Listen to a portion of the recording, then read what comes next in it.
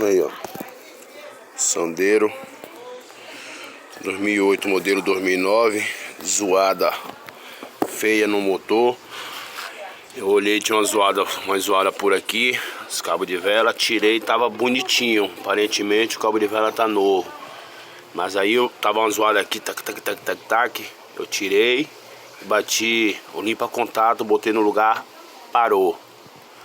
E aqui, galera, ó. Às vezes se o carro tá bebendo, aqui embaixo aqui entra uma mangueira, ó. Aqui embaixo, deixa eu ver se você vê. Aqui embaixo tem uma mangueira que entra aqui pra dentro, que é o suspiro do motor. Muitas das vezes ela acaba soltando, porque ela não tem presilha, não tem nada. E aí, o que é que acontece? Seu carro fica bebendo, fica fraco e na maioria das vezes oscilando. Então o problema tá ali, ó. A segunda dica é esses parafusos. Você vai lá ver, às vezes ele tá apertado, mas tá correndo. O que foi que eu fiz? Tirei aqui, botei uma arruela por baixo da borracha, parou, acabou a tremedeira, acabou a batedeira e o mecânico não ganhou meu dinheiro.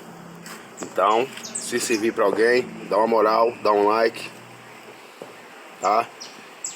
E deixa no comentário aí de onde é que você tá vendo esse vídeo. E se te ajudou, te darei um coraçãozinho lá, beleza? Ok, tchau, tchau, até a próxima.